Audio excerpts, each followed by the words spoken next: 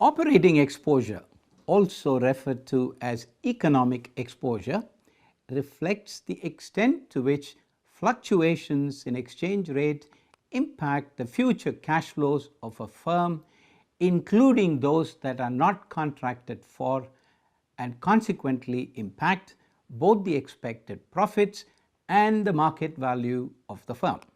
Operating exposure could arise for reasons other than expected fluctuations in exchange rates. Here are a few examples to illustrate the wider contours of operating exposure.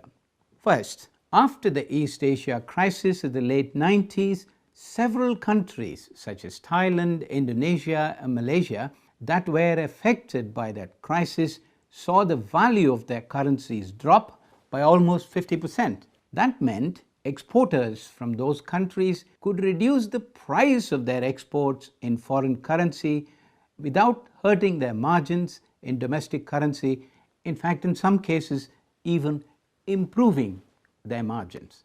This in turn meant that exporters from nearby countries like India suffered a serious competitive disadvantage because their currencies had not depreciated proportionately as a result of the East Asia crisis.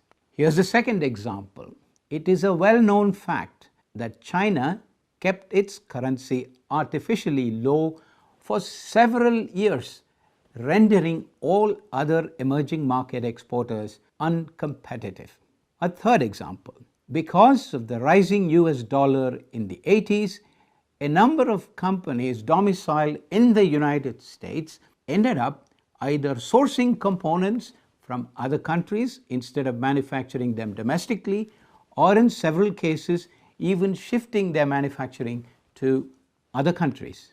Another interesting facet of operating exposure is that any firm could be subject to operating exposure even if it is not importing or exporting. For example, take two firms which are competing, Firm A and Firm B, both domiciled in the same country, produce and sell identical products.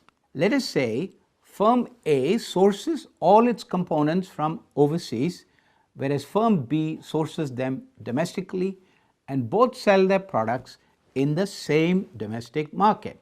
In a scenario where the domestic currency depreciates, Firm B, which sources domestically, will benefit since its competitor Firm A, which sources from overseas, will have to bear a higher import cost in domestic currency terms and therefore might be compelled to increase the price of its finished products. The situation would be the exact converse when the domestic currency appreciates. An indirect form of operating exposure could result if Firm B in the above example sources its components from domestic suppliers who in turn may be importing components that go into the finished products that they sell to Firm B. An important macroeconomic factor affecting operating exposure relates to the relative purchasing power of the two countries where the two currencies are domiciled. This is reflected by the equation RT B upon A is equal to ST B upon A into 1 plus PBT divided by 1 plus PAT. B by A denotes 1 unit of currency B is equal to how many units of currency A. T denotes any point in time.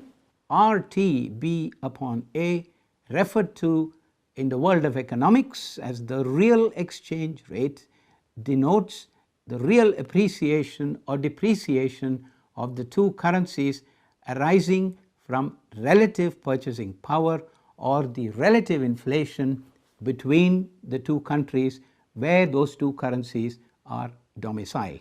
ST B upon A denotes the nominal exchange rate between the two currencies B and A.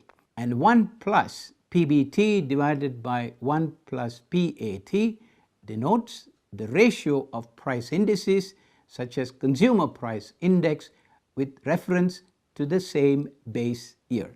An increase or decrease in RTB upon A denotes a real appreciation or depreciation of the currency B that could in turn impact the relative competitiveness of that country's exports. In the next video, we will look at some spreadsheets to understand the difference between conversion effect and competitive effect that impact operating exposure and why the risks from operating exposure are far more difficult to manage and mitigate than in the case of transaction exposure that we saw in an earlier session.